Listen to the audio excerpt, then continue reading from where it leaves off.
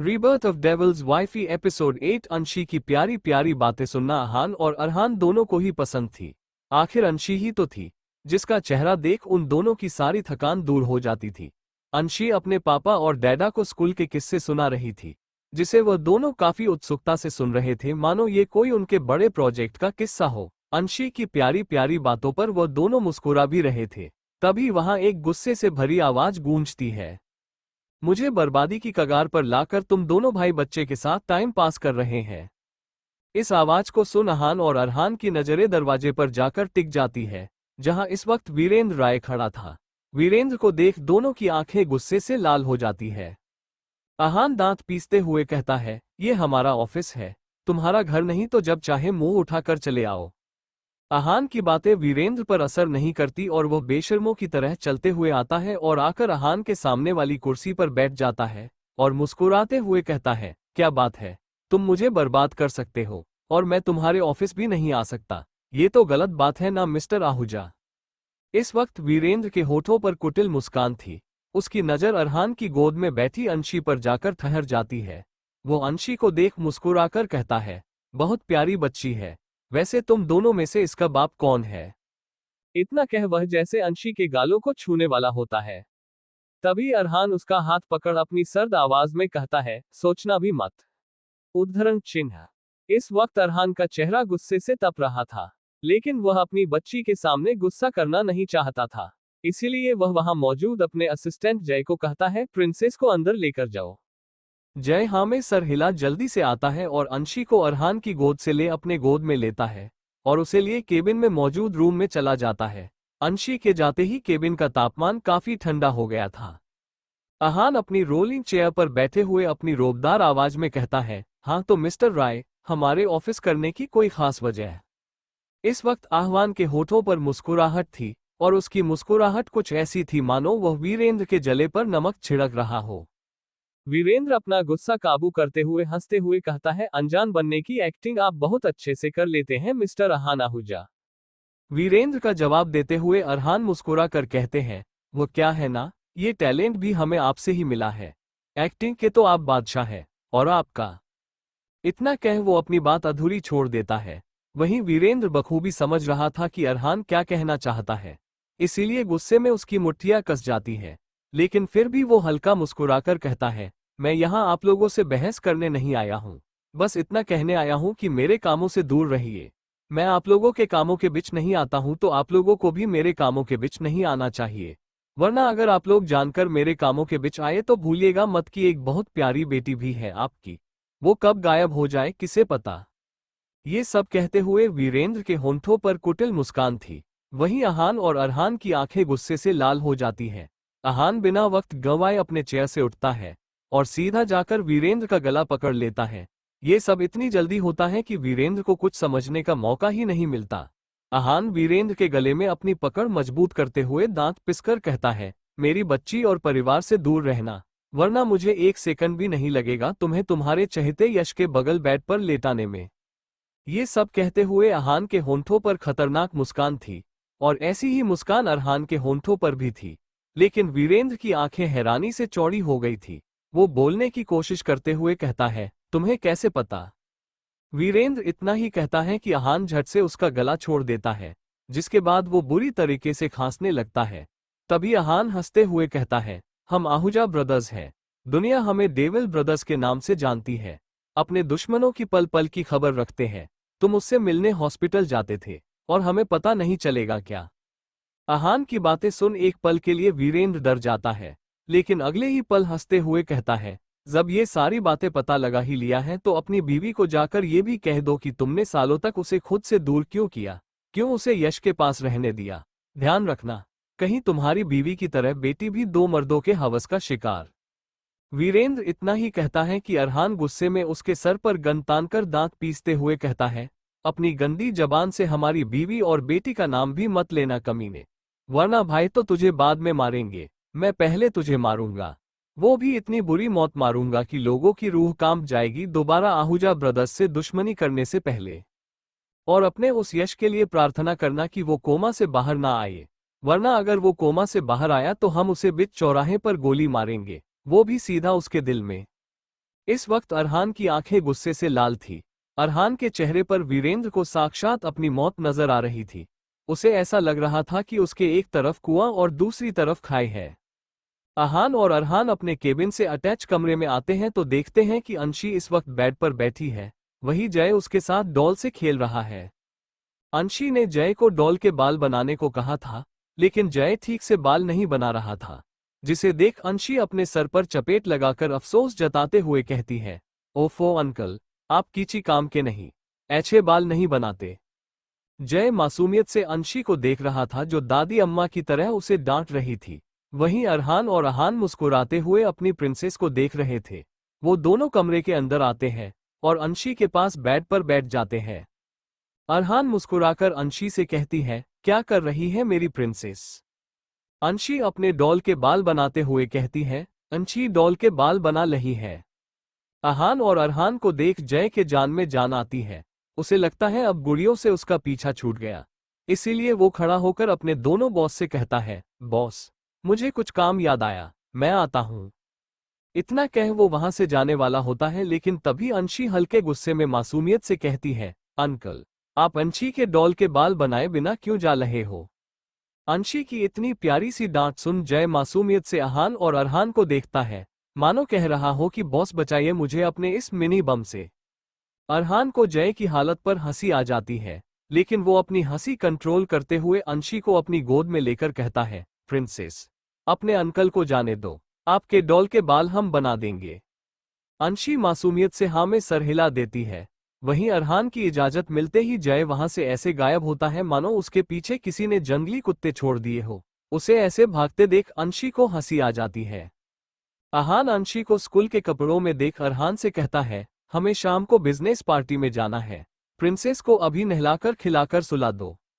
अरहान हाँ में सर हिला अंशी को गोद में लिए बेड से उठता है और उसे लिए बाथरूम की तरफ बढ़ते हुए कहता है, चलो अभी मेरी प्रिंसेस नाई नाई कर और ज्यादा प्यारी हो जाएगी।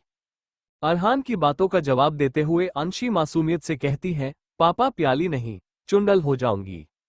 अंशी के मुंह में हमेशा जवाब तैयार रहता था। वो कभी भी चुप नहीं रह सकती थी और ये बात उसके घर में सभी जानते थे। अरहान अंशी को बाथरूम में ले जाकर उसका स्कूल यूनिफॉर्म खोल उसे बाथटब में बैठा देता है। वहां अंशी की जरूरत का सारा सामान मौजूद था। अरहान बाथटब में हल्का गुनगुना पानी भरता है। उसके बाद अपना कोट खोल वहीं साइड में रख अपने शर्ट की स्लीव्स मोड़ अंशी के बालों में शैम्पू करने लगता है। अंशी को पानी में खेलने में काफी मजा आता था और इसी चक्कर में वो हमेशा अरहान को भींगा दिया करती थी। अंशी ज्यादातर अरहान के करीब थी। उसे खाना नहाना सोना सब अरहान के साथ ही करना था। वो कभी किसी और के हाथ से नहीं खाती थी। यहाँ तक कि उसे होमवर्क भी अरहान करवाता था। उसे आही से भी पढ़ना पसंद नहीं था। एक तरह से कहा जाए तो अरहान में अंशी की आदत बिगाड़ दी थी। अरहान अंशी को नहला रहा था। वही अंशी आराम से अपनी प्यारी आवाज में कुछ ना कुछ कहे जा रही थी। वह मासूमियत से कहती है, पापा, अंशी ना पार्टी में प्रिंसेस ड्रेस पहनकर जाएगी। अरहान मुस्कुराकर जवाब देता है, हाँ मेरी जान, आप प्रिंसेस ड्रेस पहनना। अरहान की बातें सुन अंशी के होंठों पर प्यारी सी मुस्कान आ जाती है।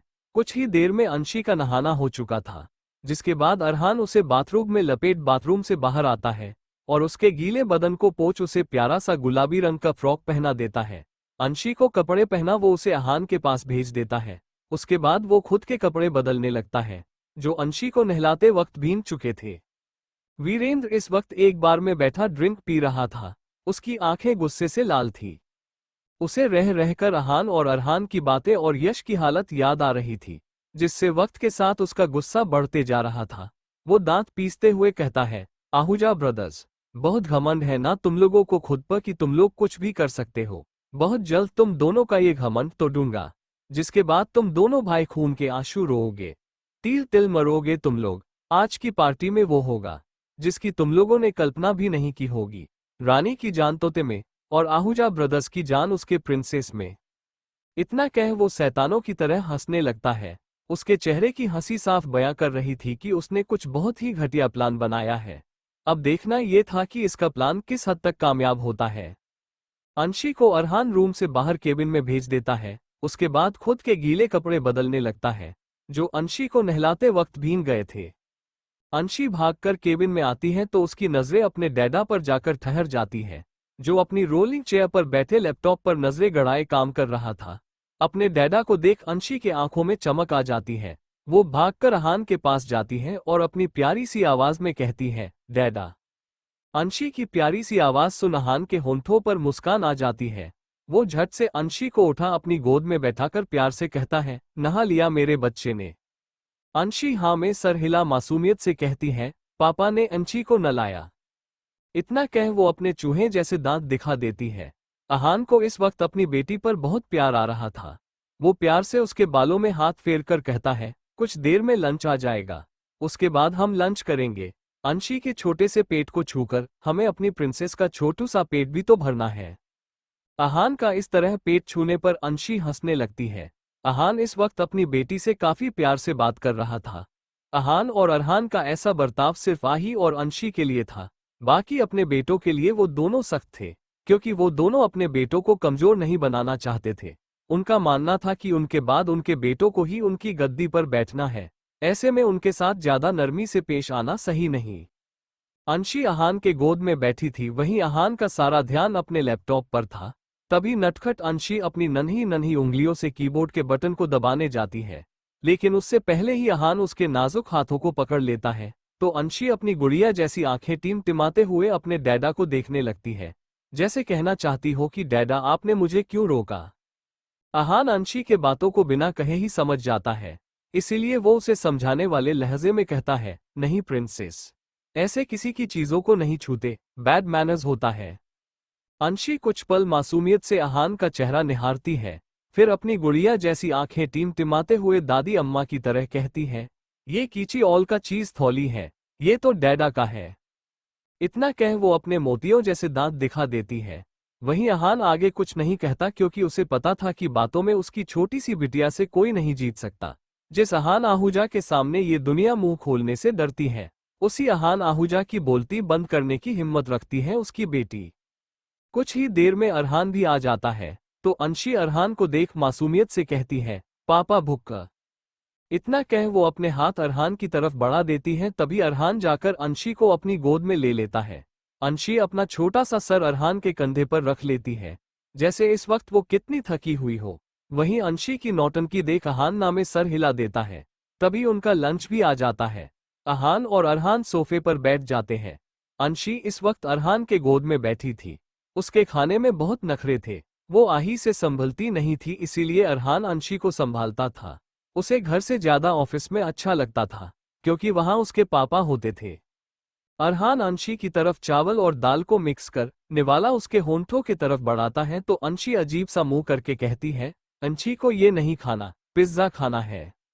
अरहान बार बार अंशी को खिलाने की कोशिश कर रहा था, लेकिन अंशी खा ही नहीं रही थी। इसीलिए अहान अंशी से थोड़ी तेज आवाज में कहता है, चुपचाप खाना खाओ। अहान की आवाज नॉर्मल ही थी, लेकिन अंशी के हिसाब से ये डांटना था, इसीलिए वो सिसकने लगती है। उसे सिसकते देख अरहान झट से उसे गले लगाकर कहता है, नहीं प्रिंसेस, रोते नहीं है। अंशी की आंखें आंसुओं से भर गई थी। वो सिसकते हुए कहती है, अंशी को डैडा ने डांटा, डैडा गंदे। इतना कह वो फिर रोने लगती है। अंशी को इस तरह रोता देख अहान को बिल्कुल भी अच्छा नहीं लग रहा था, इसीलिए वो झट से अंशी को अपनी गोद में लेकर प्यार से कहता है, सॉरी प्रिंसेस, डैडा से गलती हो गई। अंशी रोते हुए कहती है, आपने अंशी को डांटा। अंशी रोते वक्त बहुत प्यारी लग रही थी। तभी अहान अपने जेब से बड़ी सी सिल्क की चॉकलेट निकाल अंशी की तरफ बढ़ा देता है। चॉकलेट देख अंशी का रोना पल भर में बंद हो जाता है और उसके चेहरे पर प्यारी सी मुस्कुराहट आ जाती है। वो चॉकलेट का पैकेट खोल उसे खाने वाली होती है, लेकिन उससे पहले ही अरहान उसके हाथ से चॉकलेट छीनकर कहता है, पहले लंच फिर चॉकलेट, पार्टी में जाना है ना, तो फटाफट लंच कर लो। पार्टी का सुन अंशी बहुत खुश थी, इसीलिए चुपचाप अरहान के हाथों से खाना खाने लगती है। 2 निवाला खाने के बाद अंशी और नहीं खाना चाहती थी, लेकिन फिर भी अरहान ने उसे भर पेट खाना खिला दिया। एक कमरा जहां चारों तरफ कपड़े बिखरे पड़े थे, वहीं 2 लोगों की आहें गूंज रही थी। उनकी तेज चलती सांसों से साफ पता चल रहा था कि इस वक्त उस कमरे में क्या हो रहा है। वीरेंद्र बेड पर किसी लड़की के साथ जबरदस्ती इंटीमेट हो रहा था।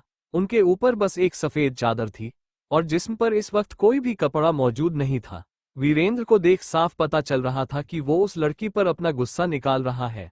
वो अपनी ताकत उस लड़की पर आजमा रहा था, जिसे वो लड़की सहन नहीं कर पा रही थी। वो वीरेंद्र को खुद से दूर करने की कोशिश करते हुए सिसकते हुए कहती है, प्लीज आराम से, बहुत दर्द हो रहा है। वीरेंद्र उसके साथ बड़ी बेरहमी से इंटीमेट होते हुए गहरी गहरी सांसें लेकर कहता है, मैंने तुम्हें पैसे दिए हैं, इसीलिए अपना मुंह बंद रखो। वीरेंद्र की बातें सुन उस लड़की को गुस्सा आ रहा था। वो हाँफते हुए कहती है, पैसे इंटीमेट होने के लिए लिए हैं, ना कि अपनी जान गंवाने के लिए। तू इंसान नहीं, इंसान के खाल में एक भेड़िया है। ये सब वो लड़की बेहद गुस्से से कहती है। तभी वीरेंद्र उसे पलट देता है और फिर से उसकी बॉडी में कनेक्ट होते हुए दांत पिसकर कहता है, सही कहा तूने, मैं भेड़िया हूं, जिसे इस वक्त खून की तलब है।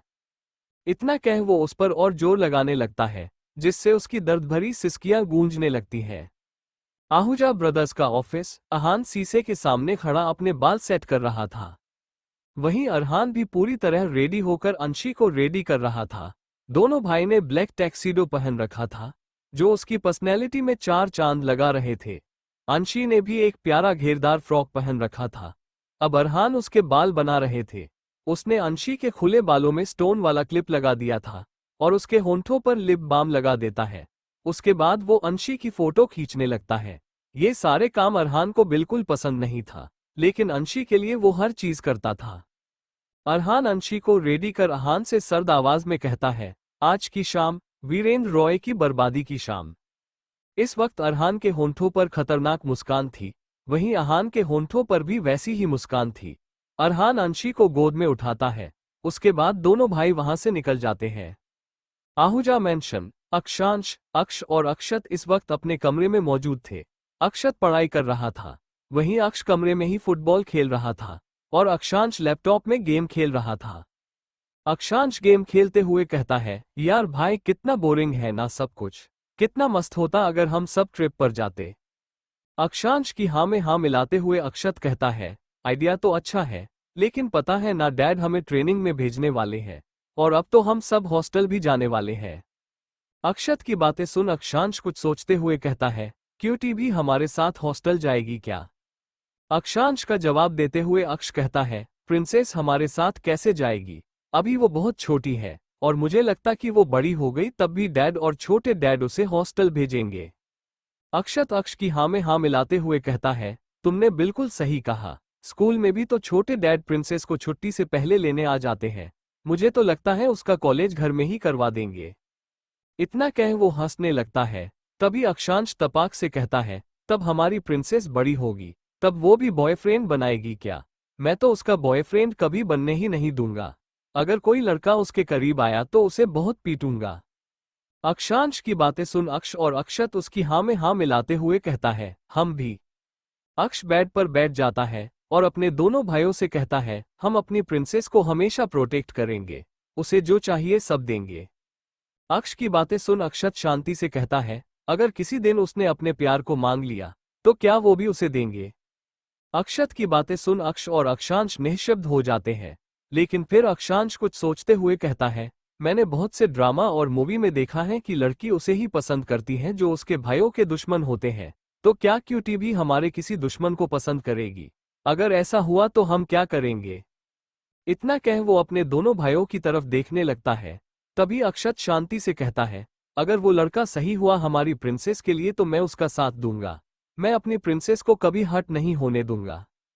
अक्षत की बातें सुन अक्षांश मुंह बनाकर कहता है, भाई आपके चाहने से क्या होता है, डैड और बड़े डैड ये कभी नहीं होने देंगे। अक्षांश की बातें सुन अक्षत गहरी सांस छोड़कर कहता है, चाहे जो हो जाए, मैं मेरी बहन मां हमेशा साथ दूंगा। राखी बंधाया है उससे, फर्ज तो निभाना पड़ेगा। अक्ष हल्का मुस्कुराकर कहता है, मैं भी मेरी प्रिंसेस का हमेशा साथ दूंगा, उसे कभी अकेला नहीं छोड़ूंगा। अपने भाइयों की हाँ में हाँ मिलाते हुए अक्षांश भी कहता है, और मैं भी। तीनों भाई एक दूसरे के गले लग जाते हैं। एक कमरा जहां चारों तरफ कपड़े बिखरे पड़े थे, वहीं दो लोगों की आहें गूंज रही थी। उनकी तेज चलती सांसों से साफ पता चल रहा था कि इस वक्त उस कमरे में क्या हो रहा है। वीरेंद्र बेड पर किसी लड़की के साथ जबरदस्ती इंटीमेट हो रहा था। उनके ऊपर बस एक सफेद चादर थी और जिस्म पर इस वक्त कोई भी कपड़ा मौजूद नहीं था। वीरेंद्र को देख साफ पता चल रहा था कि वो उस लड़की पर अपना गुस्सा निकाल रहा है। वो अपनी ताकत उस लड़की पर आजमा रहा था, जिसे वो लड़की सहन नहीं कर पा रही थी। वो वीरेंद्र को खुद से दूर करने की कोशिश करते हुए सिसकते हुए कहती है, प्लीज आराम से, बहुत दर्द हो रहा है। वीरेंद्र उसके साथ बड़ी बेरहमी से इंटीमेट होते हुए गहरी गहरी सांसें लेकर कहता है, मैंने तुम्हें पैसे दिए हैं, इसीलिए अपना मुंह बंद रखो। वीरेंद्र की बातें सुन उस लड़की को गुस्सा आ रहा था। वो हाँफते हुए कहती है, पैसे इंटीमेट होने के लिए लिए हैं, ना कि अपनी जान गंवाने के लिए। तू इंसान नहीं, इंसान के खाल में एक भेड़िया है। ये सब वो लड़की बेहद गुस्से से कहती है। तभी वीरेंद्र उसे पलट देता है और फिर से उसकी बॉडी में कनेक्ट होते हुए दांत पिसकर कहता है, सही कहा तूने, मैं भेड़िया हूं, जिसे इस वक्त खून की तलब है। इतना कह वो उस पर और जोर लगाने लगता है, जिससे उसकी दर्द भरी सिसकियां गूंजने लगती है। आहूजा ब्रदर्स का ऑफिस। अहान शीशे के सामने खड़ा अपने बाल सेट कर रहा था। वहीं अरहान भी पूरी तरह रेडी होकर अंशी को रेडी कर रहा था। दोनों भाई ने ब्लैक टैक्सीडो पहन रखा था, जो उसकी पर्सनैलिटी में चार चांद लगा रहे थे। अंशी ने भी एक प्यारा घेरदार फ्रॉक पहन रखा था। अब अरहान उसके बाल बना रहे थे। उसने अंशी के खुले बालों में स्टोन वाला क्लिप लगा दिया था और उसके होंठों पर लिप बाम लगा देता है। उसके बाद वो अंशी की फोटो खींचने लगता है। ये सारे काम अरहान को बिल्कुल पसंद नहीं था, लेकिन अंशी के लिए वो हर चीज करता था। अरहान अंशी को रेडी कर अहान से सर्द आवाज में कहता है, आज की शाम वीरेंद्र रॉय की बर्बादी की शाम। इस वक्त अरहान के होंठों पर खतरनाक मुस्कान थी, वहीं अहान के होंठों पर भी वैसी ही मुस्कान थी। अरहान अंशी को गोद में उठाता है। उसके बाद दोनों भाई वहां से निकल जाते हैं। आहूजा मैंशन। अक्षांश, अक्ष और अक्षत इस वक्त अपने कमरे में मौजूद थे। अक्षत पढ़ाई कर रहा था, वहीं अक्ष कमरे में ही फुटबॉल खेल रहा था और अक्षांश लैपटॉप में गेम खेल रहा था। अक्षांश गेम खेलते हुए कहता है, यार भाई कितना बोरिंग है ना सब कुछ। कितना मस्त होता अगर हम सब ट्रिप पर जाते। अक्षांश की हाँ में हाँ मिलाते हुए अक्षत कहता है, आइडिया तो अच्छा है, लेकिन पता है ना डैड हमें ट्रेनिंग में भेजने वाले हैं और अब तो हम सब हॉस्टल भी जाने वाले हैं। अक्षत की बातें सुन अक्षांश कुछ सोचते हुए कहता है, क्यूटी भी हमारे साथ हॉस्टल जाएगी क्या? अक्षांश का जवाब देते हुए अक्ष कहता है, प्रिंसेस हमारे साथ कैसे जाएगी, अभी वो बहुत छोटी है और मुझे लगता कि वो बड़ी हो गई तब भी डैड और छोटे डैड उसे हॉस्टल भेजेंगे। अक्षत अक्ष की हाँ में हाँ मिलाते हुए कहता है, तुमने बिल्कुल सही कहा, स्कूल में भी तो छोटे डैड प्रिंसेस को छुट्टी से पहले लेने आ जाते हैं। मुझे तो लगता है उसका कॉलेज घर में ही करवा देंगे। इतना कह वो हंसने लगता है। तभी अक्षांश तपाक से कहता है, तब हमारी प्रिंसेस बड़ी होगी, तब वो भी बॉयफ्रेंड बनाएगी क्या? मैं तो उसका बॉयफ्रेंड कभी बनने ही नहीं दूंगा। अगर कोई लड़का उसके करीब आया तो उसे बहुत पीटूंगा। अक्षांश की बातें सुन अक्ष और अक्षत उसकी हाँ में हाँ मिलाते हुए कहता है, हम भी। अक्ष बेड पर बैठ जाता है और अपने दोनों भाइयों से कहता है, हम अपनी प्रिंसेस को हमेशा प्रोटेक्ट करेंगे, उसे जो चाहिए सब देंगे। अक्ष की बातें सुन अक्षत शांति से कहता है, अगर किसी दिन उसने अपने प्यार को मांग लिया तो क्या वो भी उसे देंगे? अक्षत की बातें सुन अक्ष और अक्षांश निःशब्द हो जाते हैं, लेकिन फिर अक्षांश कुछ सोचते हुए कहता है, मैंने बहुत से ड्रामा और मूवी में देखा है कि लड़की उसे ही पसंद करती है जो उसके भाइयों के दुश्मन होते हैं, तो क्या क्यूटी भी हमारे किसी दुश्मन को पसंद करेगी? अगर ऐसा हुआ तो हम क्या करेंगे? इतना कह वो अपने दोनों भाइयों की तरफ देखने लगता है। तभी अक्षत शांति से कहता है, अगर वो लड़का सही हुआ हमारी प्रिंसेस के लिए तो मैं उसका साथ दूंगा। मैं अपनी प्रिंसेस को कभी हर्ट नहीं होने दूंगा। अक्षत की बातें सुन अक्षांश मुंह बनाकर कहता है, भाई आपके चाहने से क्या होता है, डैड और बड़े डैड ये कभी नहीं होने देंगे। अक्षांश की बातें सुन अक्षत गहरी सांस छोड़कर कहता है, चाहे जो हो जाए, मैं मेरी बहन मां हमेशा साथ दूंगा। राखी बंधाया है उससे, फर्ज तो निभाना पड़ेगा। अक्ष हल्का मुस्कुराकर कहता है, मैं भी मेरी प्रिंसेस का हमेशा साथ दूंगा, उसे कभी अकेला नहीं छोड़ूंगा। अपने भाइयों की हाँ में हाँ मिलाते हुए अक्षांश भी कहता है, और मैं भी। तीनों भाई एक दूसरे के गले लग जाते हैं। मुंबई का सबसे बड़ा होटल, ताज होटल, जहां पार्टी जोरों शोरों से चल रही थी। शहर के जाने माने रईस वहां आए थे। कई मीडिया वाले भी वहां मौजूद थे। उस होटल के सामने एक बड़ी सी चमचमाती हुई गाड़ी आकर रुकती है, जिसमें से वीरेंद्र उतरता है। वीरेंद्र को देख सारे मीडिया वाले उसके पास भागकर जाते हैं और उसका इंटरव्यू लेने लगते हैं। वो लोग अभी वीरेंद्र का इंटरव्यू ही ले रहे थे कि तभी वहां एक और गाड़ी आती है, जो वीरेंद्र की गाड़ी से भी बड़ी थी। उस गाड़ी में से अहान और अरहान उतरते हैं, और उनके साथ अंशी भी थी, जो अरहान की गोद में थी। तभी उन्हें देख सारे मीडियाकर्मी मधुमक्खी के झुंड की तरह उनके पास चले जाती है, जिससे वीरेंद्र का चेहरा गुस्से से काला हो जाता है, मानो ऐसा हो कि आहूजा ब्रदर्स के आगे उनकी कोई औकात ही ना हो। सारे मीडिया वाले आकर अहान और अरहान को घेर लेते हैं और उनकी फोटो खींचने लगते हैं, जिससे डरकर अंशी अपना चेहरा अरहान के सीने में छुपा लेती है। उसे ये सारी चीजों से काफी डर लगता था। अब तक उनके बॉडीगार्ड ने उन्हें चारों तरफ से घेर रखा था, जिसके बाद वो दोनों लंबे डग भरते हुए होटल के अंदर चले जाते हैं। अंशी सब कुछ टुकुर टुकुर देख रही थी। उसे वहां कोई भी अपनी उम्र का बच्चा नजर नहीं आ रहा था, जिससे वो मासूमियत से अरहान से पूछती है, पापा, ये छोटू बेबी वाला पार्टी नहीं है, ये तो बड़े लोगों वाला पार्टी है। इतना कह वो अपनी गुड़िया जैसी आंखें टिमटिमाते हुए उन्हें देखने लगती है। वहीं अरहान प्यार से उसका गाल चूमकर कहता है, तो क्या हुआ, ये बड़े लोगों वाली पार्टी है तो मेरी प्रिंसेस तो किसी भी पार्टी में जा सकती है। अरहान की बातें सुन अंशी के होंठों पर बड़ी सी मुस्कुराहट आ जाती है। वहीं अहान अंशी को देख उसे समझाने वाले लहजे में कहता है, अपने पापा के पास ही रहना, कहीं अकेले भागा दौड़ी नहीं करना है। ओक अहान की बात सुन अंशी 4-5 बार हाँ में सर हिला देती है। अहान और अरहान वहां मौजूद अपने इन्वेस्टर्स से बात करने लगते हैं। तभी वहां एक वेटर आता है, जिसके हाथ में ड्रिंक का ग्लास था। अंशी को वो ड्रिंक का ग्लास बहुत अच्छा लगता है।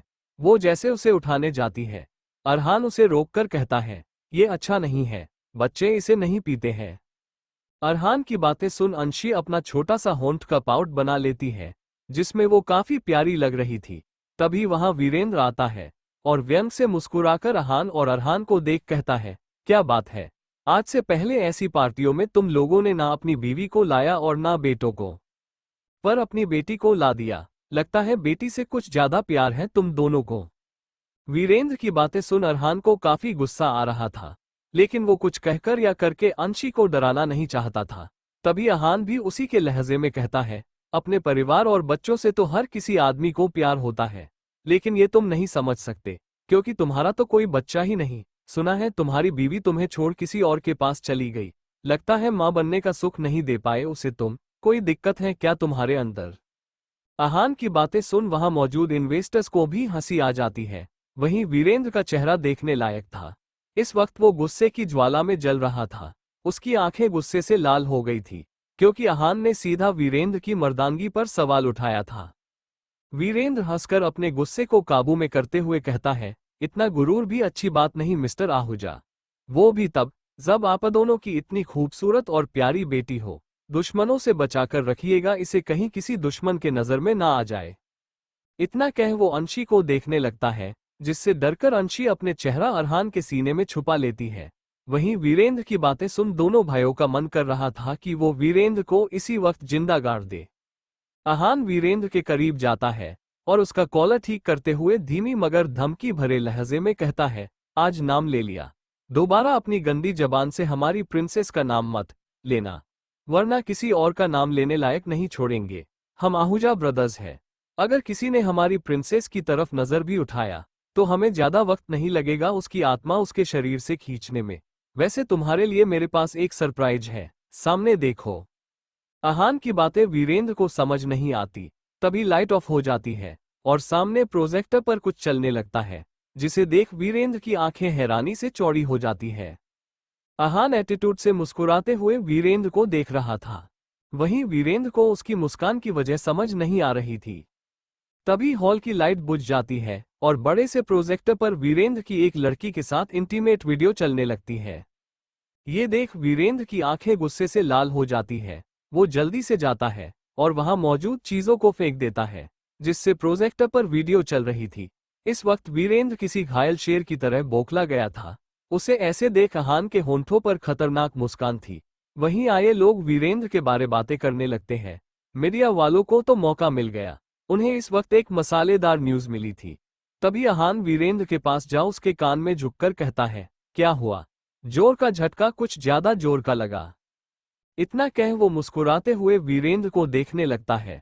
वीरेंद्र की आंखों में अहान के लिए नफरत और गुस्सा साफ नजर आ रहा था। उसका बस चलता तो वो अहान की जान ले लेता। तभी मीडिया वाले वीरेंद्र पर सवाल दागते हुए कहते हैं, इस वीडियो के बारे आप क्या कहेंगे मिस्टर रॉय? क्या आपके इन्हीं नाजायज संबंधों के कारण आपकी बीवी आपको छोड़ गई? ऐसे ही ना जाने कितने सवाल मीडियाकर्मी वीरेंद्र से पूछ रहे थे, जिससे वीरेंद्र का गुस्सा आपे से बाहर हो रहा था। लेकिन वो इस वक्त कुछ भी कर बात बिगाड़ना नहीं चाहता था। कुछ ही सेकंड में वीरेंद्र के बॉडीगार्ड आते हैं और उसे लेकर चले जाते हैं, क्योंकि मीडिया वालों ने पूरी तरह वीरेंद्र को घेर रखा था। उनके जाते ही फिर से पार्टी शुरू हो जाती है, क्योंकि ये सब अमीरों के लिए आम बात है। हम जैसे आम आदमियों के लिए ही उनकी इज्जत सब कुछ होती है। बाकी अमीरों का तो क्या ही कहना। खैर छोड़िए, आगे बढ़ते हैं। अरहान इस वक्त अंशी को गोद में लिए गार्डन में खड़ा था। अरहान को अच्छे से पता था कि पार्टी में ऐसी चीजें होगी जो अंशी के लिए सही नहीं है, इसीलिए वो उसे अपने साथ बाहर ले आया था। अंशी आसमान में तारे गिनते हुए कहती है, 1 2 5 4.9।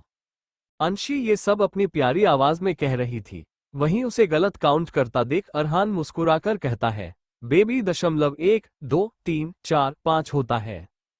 अंशी अपने सर पर चपेट लगाकर कहती है, ओफो, मैं छोटू सा बेबी हूं ना, तो मीचतेक हो जाती है, समझे?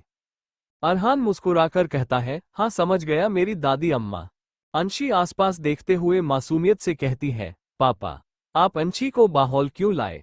पार्टी तो अंदर हो रही है। इतना कह अंशी अपनी गुड़िया जैसे आंखों को टिमाते हुए उसे देखने लगती है। तभी अरहान उसका छोटा सा पेट छूते हुए कहता है, वो क्या है ना पापा की जान। पापा को पार्टी में अच्छा नहीं लग रहा था, इसीलिए वो अपनी छोटू बेबी को बाहर लेकर आए। और आपको पता है, अंदर ना एक बहुत बड़ा मॉन्स्टर है जिससे डैडा लड़ रहे हैं। अरहान की बातें सुन अंशी अपना छोटा सा हाथ अपने मुंह पर रख चौंकते हुए कहती है, बला वाला मोनचिटा, डैडा उछको दिशूम दिशूम करेंगे।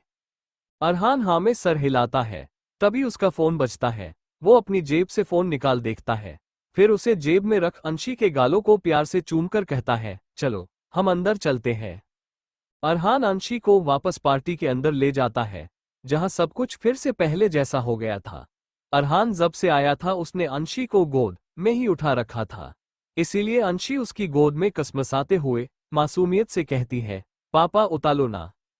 इतना कह अरहान की गोद से उतरने के लिए स्ट्रगल करने लगती है। वहीं अंशी को इस तरह स्ट्रगल करता देख अरहान उसे नीचे उतार देता है और उसका हाथ पकड़े हुए कहता है, पापा का हाथ पकड़े रहना है, कहीं नहीं भागना है। अगर चोट लग गई तो पता है ना मम्मा डांटेगी। अंशी 2-3 बार हाँ में सर हिला देती है। उसके बाद अरहान अपने बिजनेस पार्टनर से बात करने लगता है।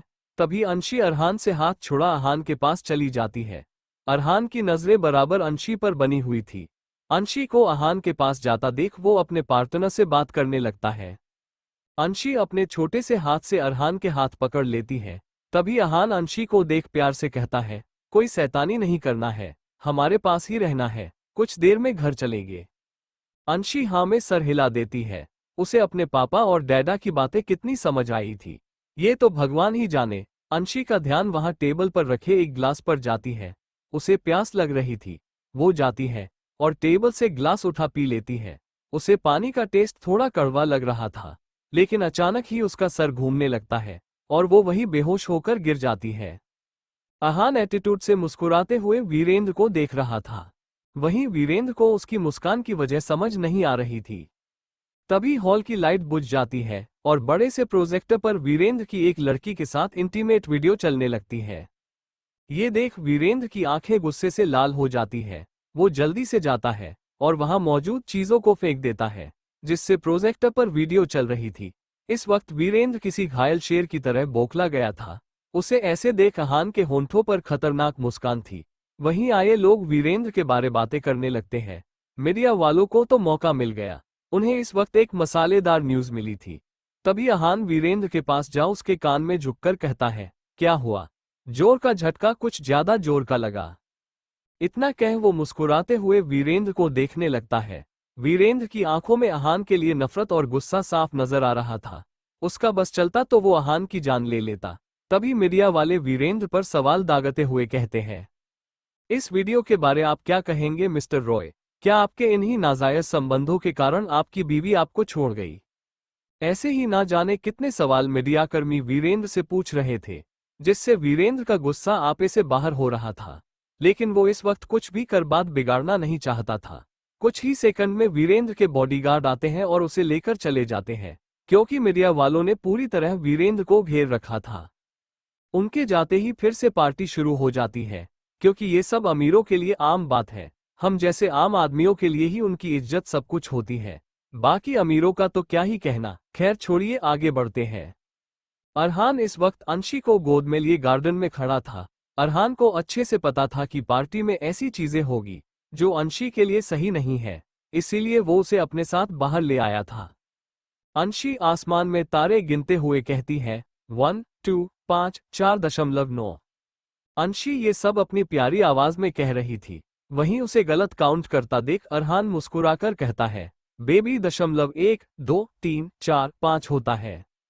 अंशी अपने सर पर चपेट लगाकर कहती है, ओफो, मैं छोटू सा बेबी हूं ना, तो मीचते हो जाती है, समझे। अरहान मुस्कुराकर कहता है, हाँ समझ गया मेरी दादी अम्मा। अंशी आसपास देखते हुए मासूमियत से कहती है, पापा आप अंशी को बाहर क्यों लाए, पार्टी तो अंदर हो रही है। इतना कह अंशी अपनी गुड़िया जैसे आंखों को टिमाते हुए उसे देखने लगती है। तभी अरहान उसका छोटा सा पेट छूते हुए कहता है, वो क्या है ना पापा की जान, पापा को पार्टी में अच्छा नहीं लग रहा था, इसीलिए वो अपनी छोटू बेबी को बाहर लेकर आए। और आपको पता है, अंदर ना एक बहुत बड़ा मॉन्स्टर है जिससे डैडा लड़ रहे हैं। अरहान की बातें सुन अंशी अपना छोटा सा हाथ अपने मुंह पर रख चौंकते हुए कहती है, बला वाला मोनचिटा, डैडा उछको दिशूम दिशूम करेंगे। अरहान हाँ में सर हिलाता है। तभी उसका फोन बजता है। वो अपनी जेब से फोन निकाल देखता है, फिर उसे जेब में रख अंशी के गालों को प्यार से चूमकर कहता है, चलो हम अंदर चलते हैं।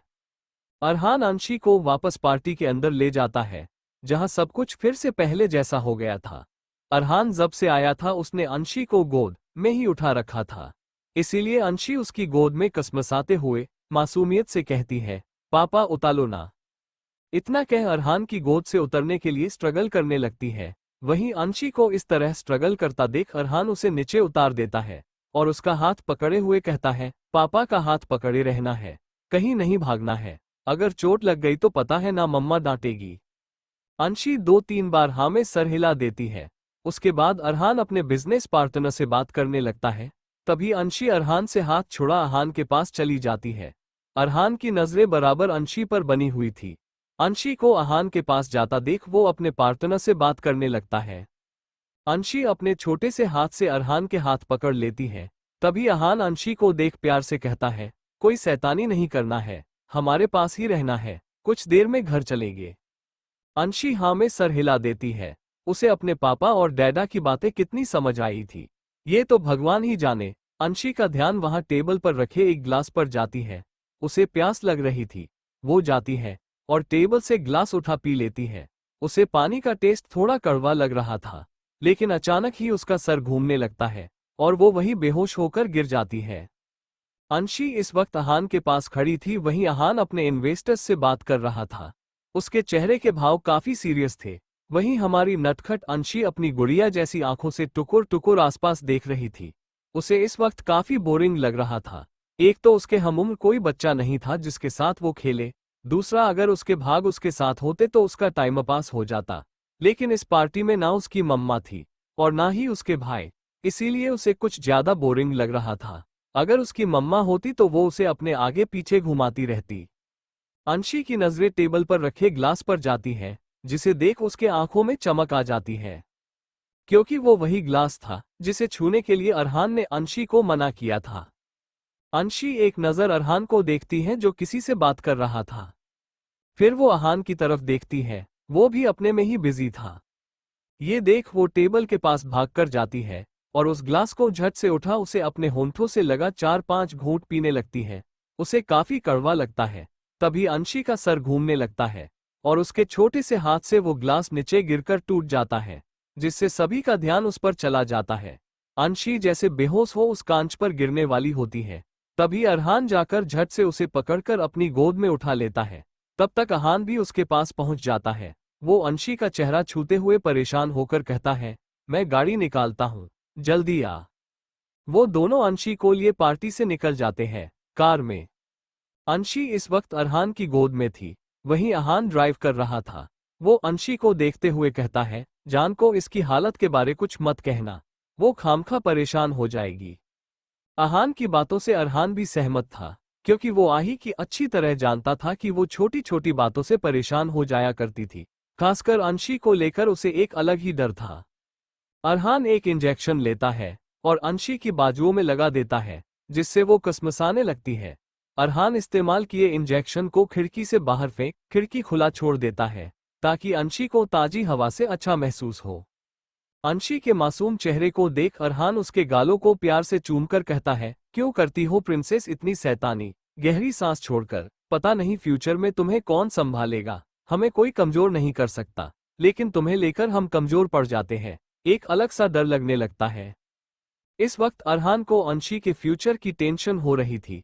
तभी अरहान अंशी को एक नजर देख अपनी सर्द आवाज में कहता है, हमारी प्रिंसेस की रक्षा आज हम करेंगे, हमारे बाद उसके 3 भाई करेंगे। ऐसे ही तो भगवान ने हमें 3 बेटों के बाद बेटी नहीं दी होगी, कुछ सोचकर ही दिया होगा। और मेरी प्रिंसेस की जिंदगी में वो शख्स आएगा जो दुनिया का सबसे बड़ा डेविल हो, सिर्फ हमारी प्रिंसेस के सामने झुके। अरहान की बातें सुन अरहान के होंठों पर भी हल्की मुस्कान आ जाती है, लेकिन फिर वो साइड मिरर में देखते हुए कहता है, हमारी प्रिंसेस का प्रिंस चार्मिंग तो बाद में आएगा भाई, लेकिन अभी कोई हमारे हाथों मरने आया है। अरहान की बातें सुन अरहान कहता है, अगर किसी को हमारे हाथों मरने की इतनी ही तलब है तो हमें मारने में कोई दिक्कत नहीं है। इस वक्त दोनों भाइयों के होंठों पर खतरनाक मुस्कान थी। तभी दोनों अपनी गन निकालते हैं और एक साथ पीछे आ रही गाड़ियों पर फायरिंग करते हैं। तभी अंशी कसमसाने लगती है। खिड़की खुली थी, उन्हें खुद की जरा भी फिक्र नहीं थी। उन्हें अगर फिक्र थी तो सिर्फ खुद की बच्ची की। अरहान पीछे की गाड़ियों पर अंधाधुंध फायरिंग करते हुए कहता है, भाई प्रिंसेस। अरहान अंशी को देखता है, जो कसमसा रही थी और नशे में भी हल्के होश में थी। वो अपनी फ्रॉक खींच रही थी, शायद उसे वो कपड़े चुभ रहे थे, इसीलिए वो कसमसाते हुए धीरे से कहती है, खोलो। अंशी खिड़की से एकदम चिपक कर बैठी थी और वो अपना नन्हा हाथ बाहर निकाल देती है। तभी उसके हाथों पर रेड लाइट पड़ती है, जिसका साफ मतलब था कि कोई उसके हाथों पर निशाना साध रहा था। तभी अरहान झट से अंशी के हाथों को अंदर खींच लेता है और एक गोली सीधा अरहान के बाजू से होकर गुजरती है। ये देख दोनों भाइयों की आंखें गुस्से से लाल हो जाती है और अरहान सीधा बिना देखे निशाना लगाता है, जिससे ड्राइविंग सीट पर मौजूद शख्स के गले पर जाकर गोली लगती है और उसकी कार पलटी हो जाती है। अंशी इस वक्त अरहान के पास खड़ी थी, वहीं अरहान अपने इन्वेस्टर्स से बात कर रहा था। उसके चेहरे के भाव काफी सीरियस थे। वहीं हमारी नटखट अंशी अपनी गुड़िया जैसी आंखों से टुकुर टुकुर आसपास देख रही थी। उसे इस वक्त काफी बोरिंग लग रहा था। एक तो उसके हमउम्र कोई बच्चा नहीं था जिसके साथ वो खेले, दूसरा अगर उसके भाग उसके साथ होते तो उसका टाइम पास हो जाता। लेकिन इस पार्टी में ना उसकी मम्मा थी और ना ही उसके भाई, इसीलिए उसे कुछ ज्यादा बोरिंग लग रहा था। अगर उसकी मम्मा होती तो वो उसे अपने आगे पीछे घुमाती रहती। अंशी की नजरें टेबल पर रखे ग्लास पर जाती है, जिसे देख उसके आंखों में चमक आ जाती है, क्योंकि वो वही ग्लास था जिसे छूने के लिए अरहान ने अंशी को मना किया था। अंशी एक नजर अरहान को देखती है जो किसी से बात कर रहा था। फिर वो अरहान की तरफ देखती है, वो भी अपने में ही बिजी था। ये देख वो टेबल के पास भागकर जाती है और उस ग्लास को झट से उठा उसे अपने होंठों से लगा 4-5 घूंट पीने लगती है। उसे काफी कड़वा लगता है। तभी अंशी का सर घूमने लगता है और उसके छोटे से हाथ से वो ग्लास नीचे गिरकर टूट जाता है, जिससे सभी का ध्यान उस पर चला जाता है। अंशी जैसे बेहोश हो उस कांच पर गिरने वाली होती है। तभी अरहान जाकर झट से उसे पकड़कर अपनी गोद में उठा लेता है। तब तक अरहान भी उसके पास पहुंच जाता है। वो अंशी का चेहरा छूते हुए परेशान होकर कहता है, मैं गाड़ी निकालता हूं, जल्दी आ। वो दोनों अंशी को लिए पार्टी से निकल जाते हैं। कार में अंशी इस वक्त अरहान की गोद में थी, वहीं अरहान ड्राइव कर रहा था। वो अंशी को देखते हुए कहता है, जान को इसकी हालत के बारे कुछ मत कहना, वो खामखा परेशान हो जाएगी। उद्धरण चिन्ह। अरहान की बातों से अरहान भी सहमत था, क्योंकि वो आही की अच्छी तरह जानता था कि वो छोटी छोटी बातों से परेशान हो जाया करती थी। खासकर अंशी को लेकर उसे एक अलग ही डर था। अरहान एक इंजेक्शन लेता है और अंशी की बाजुओं में लगा देता है, जिससे वो कसमसाने लगती है। अरहान इस्तेमाल किए इंजेक्शन को खिड़की से बाहर फेंक खिड़की खुला छोड़ देता है ताकि अंशी को ताजी हवा से अच्छा महसूस हो। अंशी के मासूम चेहरे को देख अरहान उसके गालों को प्यार से चूमकर कहता है, क्यों करती हो प्रिंसेस इतनी शैतानी। गहरी सांस छोड़कर, पता नहीं फ्यूचर में तुम्हें कौन संभालेगा। हमें कोई कमजोर नहीं कर सकता, लेकिन तुम्हें लेकर हम कमजोर पड़ जाते हैं। एक अलग सा डर लगने लगता है। इस वक्त अरहान को अंशी के फ्यूचर की टेंशन हो रही थी। तभी अरहान अंशी को एक नजर देख अपनी सर्द आवाज में कहता है, हमारी प्रिंसेस की रक्षा आज हम करेंगे, हमारे बाद उसके 3 भाई करेंगे। ऐसे ही तो भगवान ने हमें 3 बेटों के बाद बेटी नहीं दी होगी, कुछ सोचकर ही दिया होगा। और मेरी प्रिंसेस की जिंदगी में वो शख्स आएगा जो दुनिया का सबसे बड़ा डेविल हो, सिर्फ हमारी प्रिंसेस के सामने झुके। अरहान की बातें सुन अरहान के होंठों पर भी हल्की मुस्कान आ जाती है, लेकिन फिर वो साइड मिरर में देखते हुए कहता है, हमारी प्रिंसेस का प्रिंस चार्मिंग तो बाद में आएगा भाई, लेकिन अभी कोई हमारे हाथों मरने आया है। अरहान की बातें सुन अरहान कहता है, अगर किसी को हमारे हाथों मरने की इतनी ही तलब है तो हमें मारने में कोई दिक्कत नहीं है। इस वक्त दोनों भाइयों के होंठों पर खतरनाक मुस्कान थी। तभी दोनों अपनी गन निकालते हैं और एक साथ पीछे आ रही गाड़ियों पर फायरिंग करते हैं। तभी अंशी कसमसाने लगती है। खिड़की खुली थी, उन्हें खुद की जरा भी फिक्र नहीं थी। उन्हें अगर फिक्र थी तो सिर्फ खुद की बच्ची की। अरहान पीछे की गाड़ियों पर अंधाधुंध फायरिंग करते हुए कहता है, भाई प्रिंसेस। अरहान अंशी को देखता है, जो कसमसा रही थी और नशे में भी हल्के होश में थी। वो अपनी फ्रॉक खींच रही थी, शायद उसे वो कपड़े चुभ रहे थे, इसीलिए वो कसमसाते हुए धीरे से कहती है, खोलो। अंशी खिड़की से एकदम चिपक कर बैठी थी और वो अपना नन्हा हाथ बाहर निकाल देती है। तभी उसके हाथों पर रेड लाइट पड़ती है, जिसका साफ मतलब था कि कोई उसके हाथों पर निशाना साध रहा था। तभी अरहान झट से अंशी के हाथों को अंदर खींच लेता है और एक गोली सीधा अरहान के बाजू से होकर गुजरती है। ये देख दोनों भाइयों की आंखें गुस्से से लाल हो जाती है और अरहान सीधा बिना देखे निशाना लगाता है, जिससे ड्राइविंग सीट पर मौजूद शख्स के गले पर जाकर गोली लगती है और उसकी कार पलटी हो जाती है। अंशी इस वक्त अरहान की गोद में थी। वहीं गाड़ी चलाते हुए अरहान और अरहान ने पीछे आ रहे सभी को मौत के घाट उतार दिया था। तभी उसके सामने अचानक से एक कार आ जाती है, जिसे देख अरहान जोर से ब्रेक मारता है। इस वक्त दोनों का चेहरा गुस्से से तमतमाया हुआ था। अरहान अंशी को अच्छे से सीट पर सुलाता है। उसके बाद दोनों भाई कार से उतरते हैं। सामने वाली कार से वीरेंद्र उतरता है, जिसे देख उनका खून खौल जाता है। यही हाल कुछ वीरेंद्र का भी था। अरहान वीरेंद्र को देख अपनी तेज आवाज में कहता है, क्या चाहिए तुझे। अरहान की बातें सुन वीरेंद्र जोर जोर से हंसने लगता है और हंसते हुए कहता है, मुझे तुम दोनों की जान चाहिए, लेकिन तुम दोनों की जान इस वक्त किसी और के हाथों में है। वीरेंद्र के इतना कहते ही यश आही को गाड़ी से लिए उतरता है। वहीं आही को यश के साथ देख दोनों की आंखें हैरानी से चौड़ी हो गई थी। वहीं आही की आंखें नम थी। अरहान बेहद गुस्से से यश को देख कहता है, हमारी बीवी को छोड़ दे, वरना अच्छा नहीं होगा। अरहान की बातें सुन यश शैतानों की तरह हंसते हुए कहता है, छोड़ दूं? ऐसे कैसे छोड़ दूं? 6 साल का इंतजार किया था मैंने। मैं तो 6 सालों का इंतजार भी नहीं करता। बहुत पहले इसे बेचकर पैसे कमा लेता, लेकिन तुम लोगों को मानना पड़ेगा। क्या खेल खेला, जानकर अपनी बीवी को घर से निकाला, ताकि उस पर किसी को शक ना हो और ना तुम्हारे ऊपर किसी का ध्यान जाए। लेकिन अफसोस, अपनी बीवी को खुद से देय करने की चाह में खुद को ही बुरा बना लिया। इतना कह वो फिर से हंसने लगता है। वहीं आही की आंखें नम थी। उसने सोचा नहीं था कि जिस दोस्त पर कभी वो आंख बंद किए भरोसा किया करती थी, वो उसके भरोसे का ऐसा बदला लेगा। अरहान और अरहान को इस वक्त यश पर काफी ज्यादा गुस्सा आ रहा था। वो दोनों यश की तरफ बढ़ने लगते हैं। तभी यश आही के सर पर गन तानकर कहता है, एक भी कदम आगे मत बढ़ाना, वरना मुझे 1 सेकंड नहीं लगेगा तुम्हारी जान की जान लेने में। यश की बातें सुन अरहान अपना माथा मलता है। उसके बाद बिना वार्निंग के अपनी गन निकाल यश के ऊपर चला देता है। गोली सीधा यश के माथे के आर पर हो जाती है। वहीं यश के मरते ही आही भागकर आती है और अरहान के गले लग जाती है। वहीं अरहान ने भी अब तक वीरेंद्र को मार दिया था। 6 साल पहले का राज खुल चुका था।